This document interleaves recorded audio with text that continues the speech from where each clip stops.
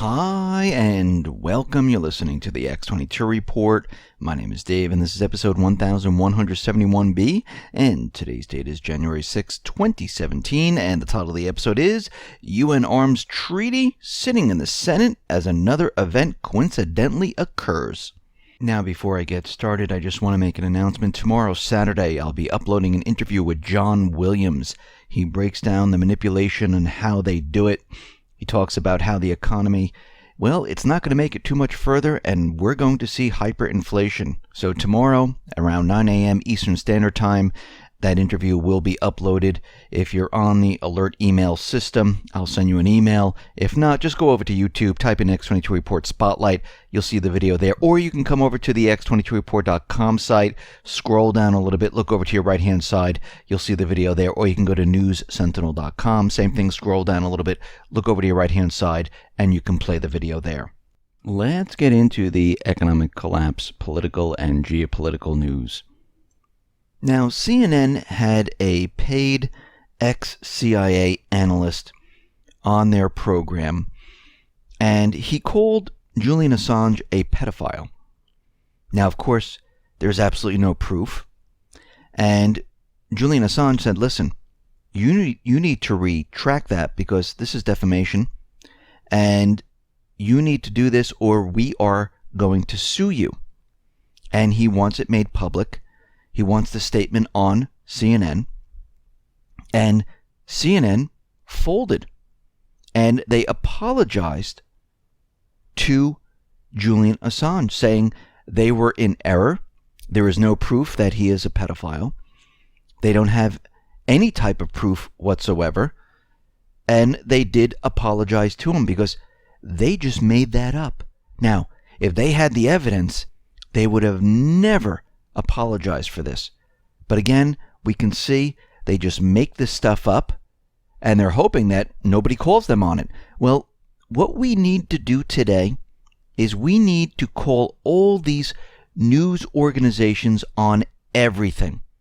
Everything that they are reporting that doesn't make sense, that is not backed up by evidence, by fact, we need to call them on it. Plain and simple. Because what we're seeing today is that the corporate media, the government, the elite, the central bankers, they're going after fake news because they're the ones who are putting out the fake news. They're really going after those people who are trying to tell the truth of what's really going on here. So we need to keep the pressure on them to continually show them that we're watching. We know what you're doing. We're going to call you out on it. And you need to start using facts if you're going to be the official journalists, the official news organizations, and you have to show that you're actually doing investigative work. But we can see they're not. They're controlled by, 5 to 7 corporations. They get their stories from the CIA, from the government, and they're just pretty much a repeating news source. I mean, you can see it on Conan O'Brien, where he puts together those videos where they show news organizations all around the world, all over the country, I should say, and they're just repeating the same exact story, word for word, which shows you that everything's pretty much scripted. Now, what's very interesting about all of this is that Trump is asking, why didn't the FBI investigate the hacks into the hacking of the servers of the DNC servers? Why weren't they involved? Why did the DNC use a private company to investigate? Shouldn't this go to the FBI? Shouldn't they have the ability to go in there with a forensic team to look at the servers? But they didn't want them in there. They didn't want them poking around. So the question is, why? And that's what we do. We ask questions. Why didn't this happen this way? What are they hiding? If there was a murder or anything else happened, in any of your towns, would you hire a private company or would the police come in and do an investigation? And we can see that there were no U.S. intelligence agencies that did any type of independent forensic analysis on the servers whatsoever. Now, when Clapper was testifying in front of Congress, he didn't show any evidence whatsoever. But he did say that hacking was only part of the problem. He's saying that Russia used propaganda, disinformation, fake news. They swayed the people into a different direction, the direction of Trump, and that's how they did it. So really what he's saying is we have no evidence whatsoever. We're just telling you what we think. We have no proof that Russia actually hacked anything, and we're just making all this up right now because none of that is proof. They haven't shown any proof as of yet. Now, Wikileaks was quick to highlight that according to the report, U.S. officials admitted that the WikiLeaks source was not Russia, and the goalpost now shifted to the source's source. So they changed the story once again, saying, okay, Russia was involved in handing the information off to WikiLeaks. Now again, there was no proof whatsoever. They couldn't find any proof. And all they're doing is switching the story up. Every time they get caught, they move in a different direction. And all the information they continually push out there is innuendo, it's made up phrases, it's high confidence. I mean, look at the headline for Washington Post. U.S. intercepts capture senior Russian officials celebrating Trump win. NBC News. Top Russians celebrated when Trump won. The Hill. U.S. court Russian officials cheering Trump win. So what does this really mean? They're saying because the Russian officials were happy that Trump won, they must have manipulated the elections? I mean, does that make any sense? Where's the proof in that? So if the Russian officials cheered for a football team in America, let's say the Dolphins, and they won, they must have manipulated the game. I mean, what they're saying makes no sense.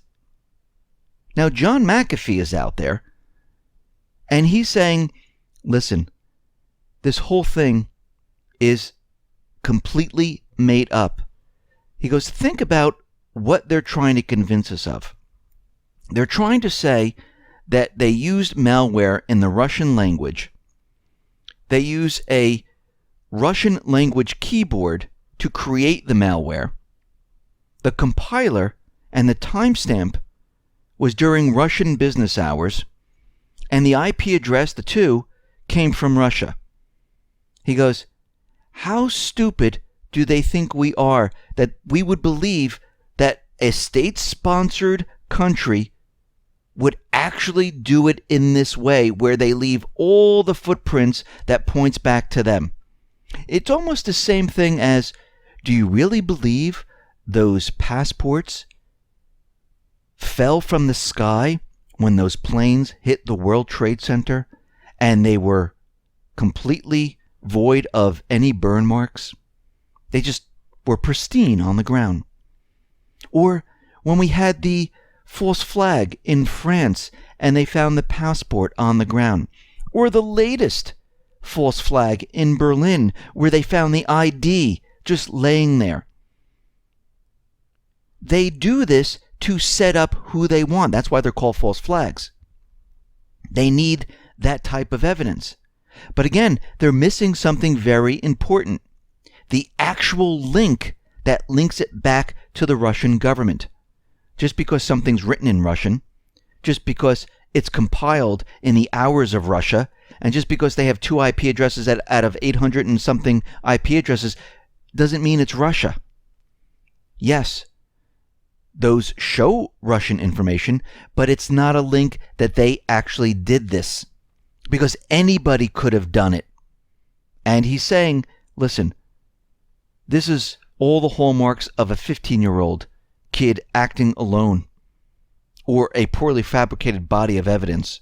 He says because no state actor would actually do it in this way. And he's right. Nobody would.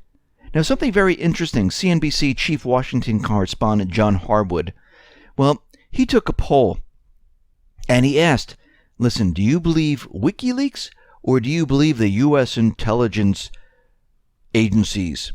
Which do you believe? and he did this poll on Twitter, and I think he was a little surprised of how the poll results came out, because 55% said they believe Wikileaks and 45% said they believe the U.S. intel officials. So it shows the people right now are saying, you know something, we don't believe anything these agencies are telling us. And you know something, we shouldn't believe them until they show actual proof and links. Period. And we have to remember where these intelligence agencies got all this information. It was from a third party. They really never went in and looked at the actual servers. So this stuff was handed off. And to me, this was a false flag to try to blame everything on Russia, to try to start war with Russia. And you know what? They're not going to let up. They're going to push this as hard as they possibly can until they get that war. Now, NBC put out parts of the top secret intelligence report, and it was leaked to NBC, and Trump wasn't even briefed yet. He hadn't even seen it. So Trump is out there asking, well, this is kind of strange. I'm the president-elect. He's not sworn in yet. And this news organization, NBC, received the secret intelligence report before me. Now, Obama saw it on Thursday. They gave it to Trump on Friday. But NBC received it first. And he's saying, well, this 50-page report, it was leaked. And we have leaks inside the government. And he's right. How did they get it? And he's saying that this doesn't make any sense whatsoever. Now, Trump was briefed. They brought him in, sat him down, had a meeting. He looked at it, and he saw nothing. That the hacking that they're talking about had nothing to do with the outcome of the elections whatsoever. And what he did see was that, yes, there are different countries trying to hack the election system, the DNC, the government. And yes, this is true. If you look at your own router information, and I looked mine up today, you will see probes, ongoing probes from all over the world trying to get into your system. I mean, I saw mostly they're coming from Ukraine, which is kind of strange. But there's a lot coming and hitting my router, my firewall, from Ukraine. I see from Great Britain. I see some from the United States. I see some from Russia, China, North Korea.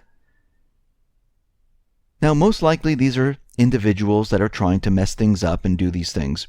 But all these areas, and especially like the big government offices, the corporations, individuals are always trying to bring the systems down. Yes, we do have bad people out there that like to do these type of things. It doesn't mean that it was Russia, it was China, just because you see Russia and China with the IP address. Because, I mean, I could see Washington, D.C. Should I say the United States is trying to hack into my stuff? Well, that's kind of ridiculous because I really don't have anything. So this is not proof. And remember, professional hackers, they bounce it off many different servers. And it's very, very difficult to track down. You really can't do it. But we see the intelligence agencies, well, they're switching directions now. And they're coming out with more information that Putin ordered to influence the 2016 presidential election. Russia's goals were to undermine the public faith in the U.S. democratic process. Again, we have to go back to what proof is there? Well, there is none. This is what the intelligence agencies state. We have high confidence, which means we have no proof, in these judgments.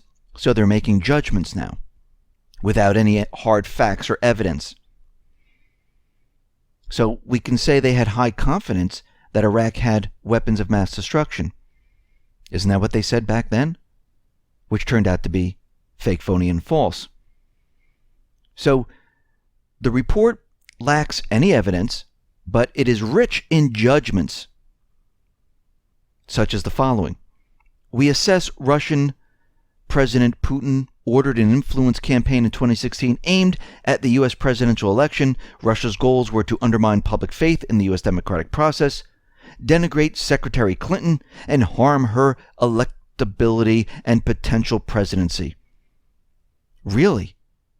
And what proof do you have of that? None whatsoever. They're just making this stuff up. We further assess Putin and the Russian government developed a clear preference for Trump. Who cares?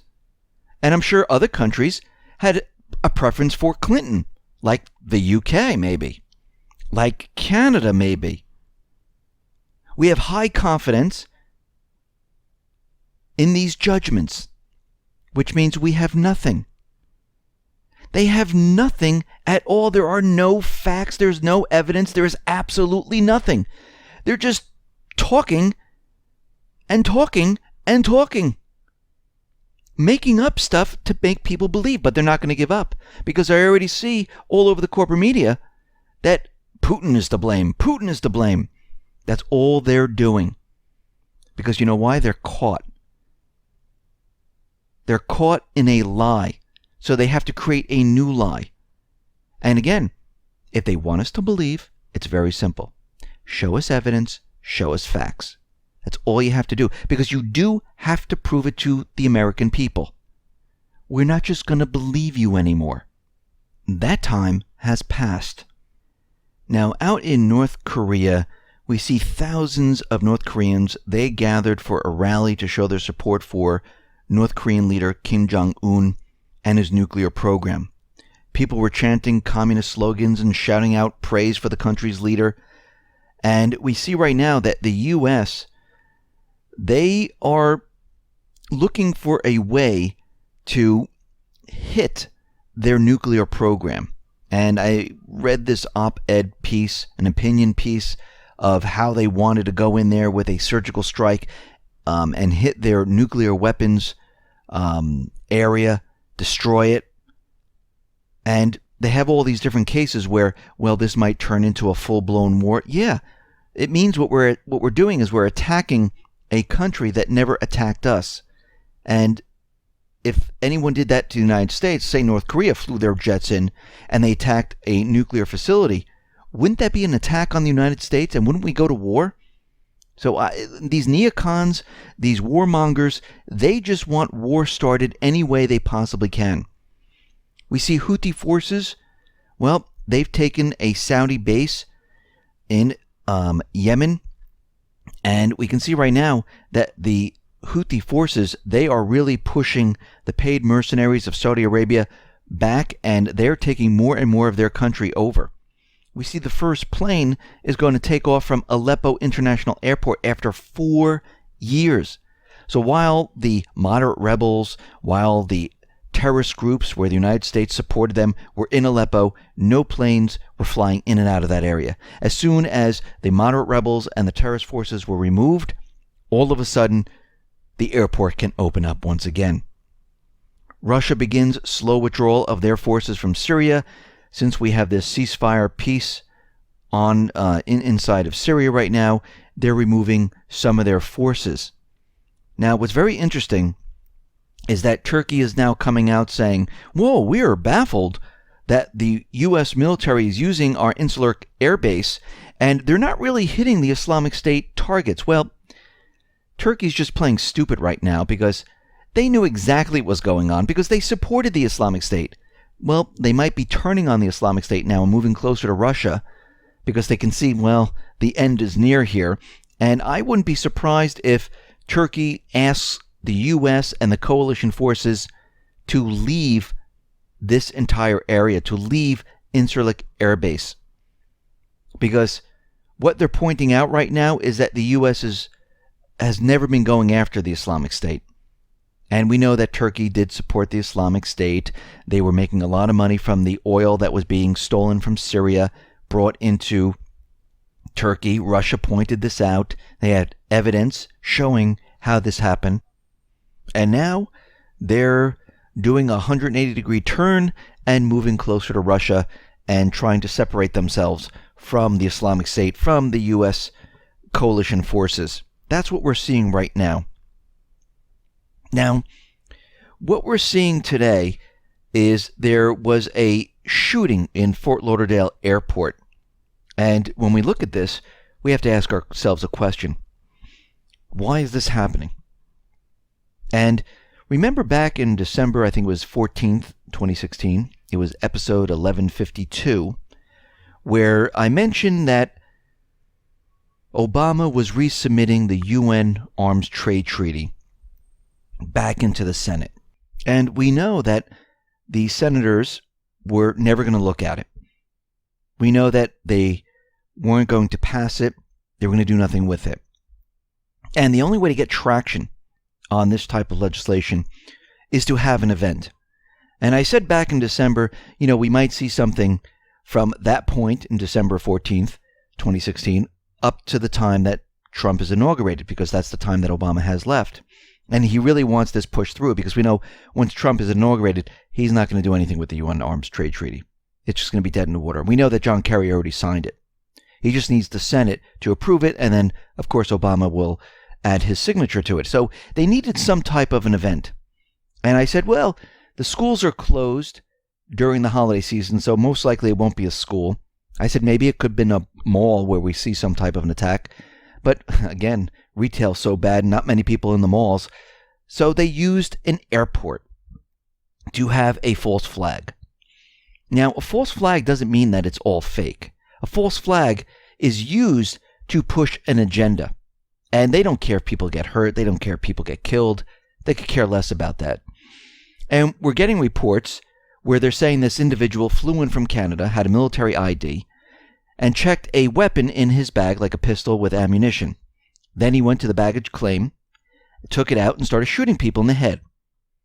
Now, eyewitnesses on the ground said there were other shooters there, and it looks like they were carrying ARs or some type of rifle type of weapon. And what's very interesting about all of this is that it happened on a Friday. And a lot of times these false flags do happen on Fridays. Now, the shooter was in custody very quickly. And normally the shooter dies. They don't like the shooter to talk that much, but they did capture him. And I think this happened way too fast. They thought maybe this individual would be able to run around and do more harm or just continually run while the other shooters shot more people. And it started out that there were multiple shooters and then said no, there was just one. And that's normally how these things go.